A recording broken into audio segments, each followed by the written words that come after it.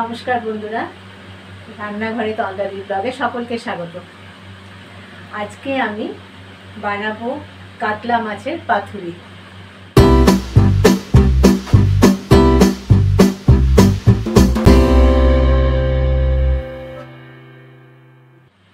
কাতলা মাছে যে অংশের মাছগুলো একটু মোটা ধরনের হয়, কাঁটা কম থাকে, তাতে পাতুরিটা খুব সুন্দর হয়। তো আমি পাতুরি করার জন্য আজকে নিয়েছি কাতলা মাছের 3টে পিস, আর বানাবো লাউ পাতা দিয়ে। এটা একটা কলা পাতা দিয়েও হয়, কিন্তু লাউ পাতা দিয়ে বানালে একটু ফ্লেভারটা অন্যরকম হয়। আমি লাউ পাতা নিয়েছি। আর মশলা বলতে এখানে থাকছে আমার সর্ষে বেটে নিয়েছি, পোস্ত বাটা, কাঁচা লঙ্কা বাটা, আর একটু টক দই। আমি মাছটার মধ্যে একটু সামান্য নুন আর একটু সামান্য হলুদটা খুব সামান্য দেব, আর তার মধ্যে দিয়ে দেব একটু লেবুর রস দিয়ে ভালো করে এটাকে একটু মেখে মিনিট 5 মতন আমি ম্যারিনেট করতে দিয়ে দেব। এটা যতক্ষণে একটু ভিজে থাকবে ততক্ষণের মধ্যে আমি একটু লাউ পাতাগুলো একটু গরম জলে ভাপিয়ে নেব, যাতে লাউ পাতাগুলো আমার নরম হয়ে যায়। আমি একটা কড়াইয়ে কিছুটা জল দিয়ে দিয়েছি, এটা সামান্য একটু গরম হবে। জলটা গরম হওয়ার পর লাউ পাতাগুলো আমি একটু গরম করে নেব, পাতাগুলো নরম হয়ে যায়। এইভাবে গরম জলের মধ্যে পাতাগুলো একটু ভিজিয়ে নেব। জলটা আমার গরম হয়ে গেছে, গ্যাসটা আমি অফ করে দিলাম। এবারে আমি একটা একটা করে পাতা আমি তুলে নেব। এইভাবে গরম জলের মধ্যে পাতাগুলোকে আমি দিয়ে দেব। গরম জলে পাতার মধ্যে ধুয়ে দিলে পাতার মধ্যে যা নোংরা থাকে বেরিয়ে যাবে, তার সাথে পাতাটাও আমার নরম হয়ে যাবে। আমি 3 পিস মাছ নিয়েছি, তাই এখানে 3টে লাউ পাতা নিলাম।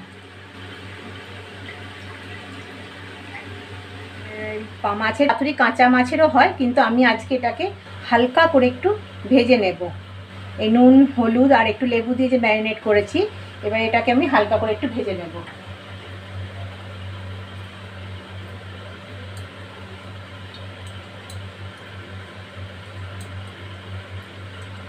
মাছটা খুব বেশি ভাজবো না, একটু কাঁচা কাঁচা থাকবে, সামান্য একটুখানি নেড়ে চেড়ে আমি নামিয়ে নেব।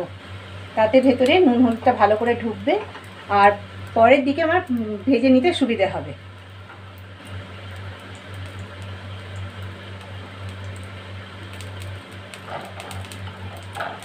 মাছটা একটুখানি লেবু দিয়ে ভিজিয়ে রাখলে যে আঁচটানি গন্ধ থাকে সেটাও চলে যায়, আর একটু নরম হয়ে যায়। আর কাতলা মাছের এরকম ধরনের পিস নিলে এটাতে কাঁটা কম থাকে। যে মাছে কাঁটা কম থাকে সেটার পাতুরিটা বেশি ভালো হয়।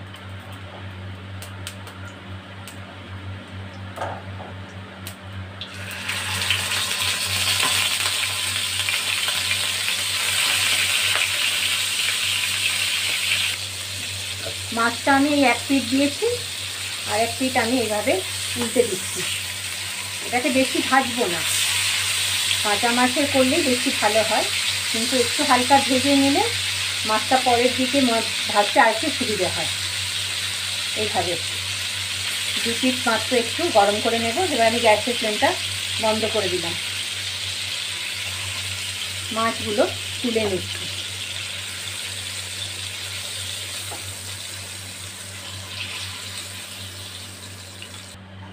এবারে আমি যে মশলাগুলো করে রেখেছি সেগুলো একটু সব একসাথে মিশিয়ে নেব। আমি নিয়ে নিচ্ছি এখানে সর্ষে বাটা। সর্ষে, পোস্ত, কাঁচা লঙ্কা পাতুরির জন্য একবারে চাই। তাতে একটু গোটা সর্ষে, কাজু যে যেমন পারে দেয়, কিন্তু আমি একেবারে ঘরোয়াভাবে দেখাচ্ছি যাতে যে কোনো সময় সবাই খুব সহজেই করে উঠতে পারে। এইভাবে করলে যখনই মনে হবে করব তখনই করা যাবে। সর্ষের সঙ্গে আমি দিয়ে দিলাম পোস্ত বাটা, আর আমি দিয়ে দিচ্ছি কাঁচা লঙ্কা বাটা। তার সাথে দিলাম আমি একটু টক দই।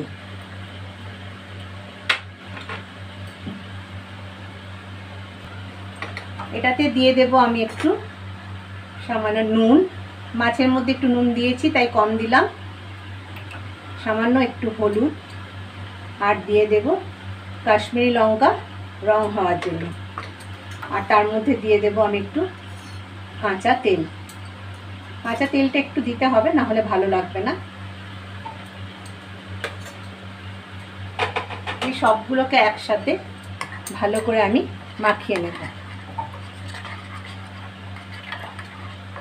এবারে মাছের মধ্যে এই মশলাটা আমি দিয়ে দেব।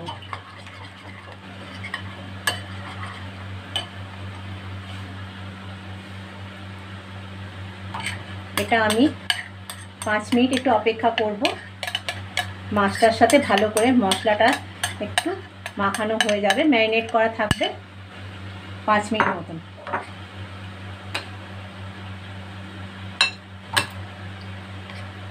এইভাবে মশলাটাকে আমি পুরো মাখিয়ে নেব।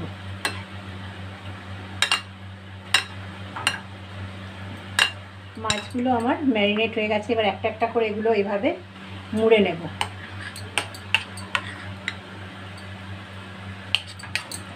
এভাবে মাছের মধ্যে মশলা দিয়ে মাছটা আমি মুড়ে নেব। একটা দিয়ে দেব কাঁচা লঙ্কা চিড়ে রাখা। এইভাবে প্যাকিং করতে হবে।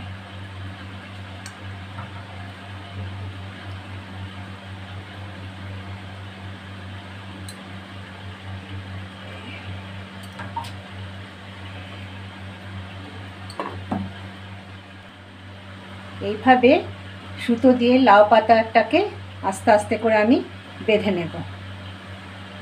বেঁধে একটা এইভাবে গিঁট দিয়ে দেব। এইভাবে আমার বাঁধা হয়ে গেছে। এভাবে আমি একটা একটা করে সব পাতার সঙ্গে মুড়ে নিয়েছি। এভাবে মশলা দিয়ে লাউ পাতার সাথে সব মুড়ে নেব।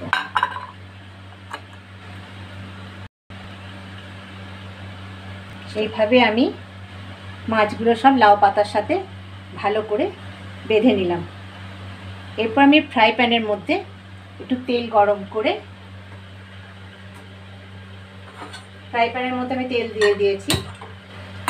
তেলটা গরম হলে এগুলো আস্তে করে আমি ভেজে নেব।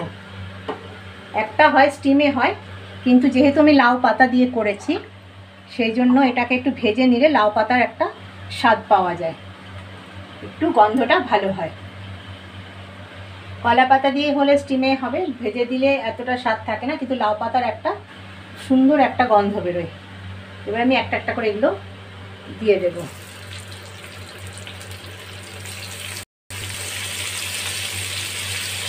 এইভাবে আমি মাছগুলো বেঁধে রাখা লাউ পাতার সঙ্গে যে মাছগুলো আমি বেঁধে দিয়েছি সেগুলো এইভাবে ফ্রাই প্যানে দিয়ে দিলাম। এবার গ্যাসের ফ্লেমটা একটু কমিয়ে দিয়ে আমি একটু এটাকে চাপা দিয়ে দেবো।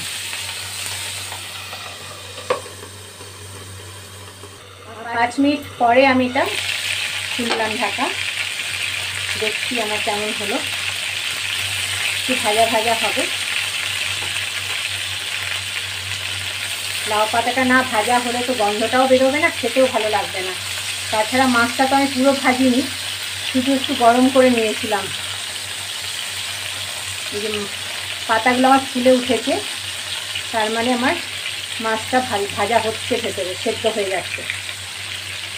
এটা আমার আরেকটু হবে, পাতার রঙগুলো পাল্টে যাচ্ছে। এটাকে আমি আরেকবার ঢেকে দেব।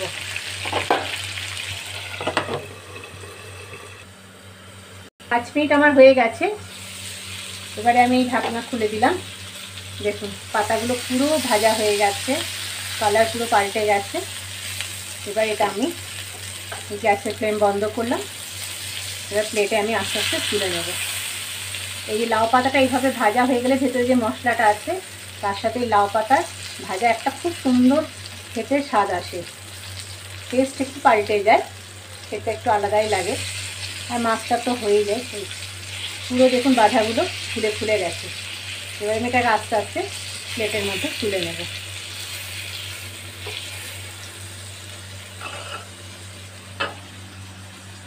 একটু ঠান্ডা হওয়া পর্যন্ত অপেক্ষা করব, না হলে সুতোগুলো কাটতে পারবো না।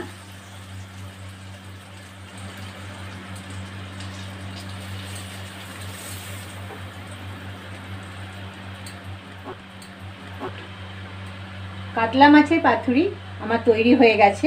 দেখুন এইভাবে সুতোগুলো আমি সব খুলে নিচ্ছি। সুতোগুলো এইভাবে সব খুলে নিলাম। খুলে আমি এখানে একটা খুলে দেখিয়ে দিচ্ছি। এইভাবে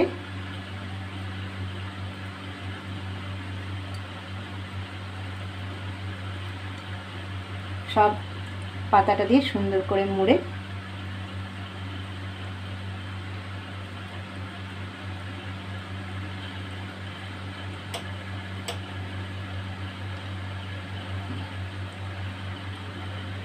কাতলা মাছের পাতুরি আমার তৈরি। পাতাটার মধ্যে থেকে আমি আলাদাভাবে প্লেটে নিয়ে নেব। এই যে লাউ পাতাটা এইভাবে ভাজা হয়ে গেছে, এটাও খেতে খুবই সুন্দর লাগবে। তার সঙ্গে মাছটা দেখুন একদম নরম হয়ে গেছে, মশলাটা পুরো ওর সাথে মেখে গেছে, মিশে একদম খুব সুন্দর একটা কালার এসে গেছে। আমার কাতলা মাছের পাতুরি তৈরি।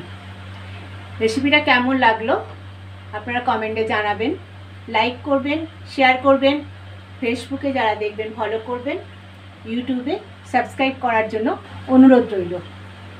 ধন্যবাদ।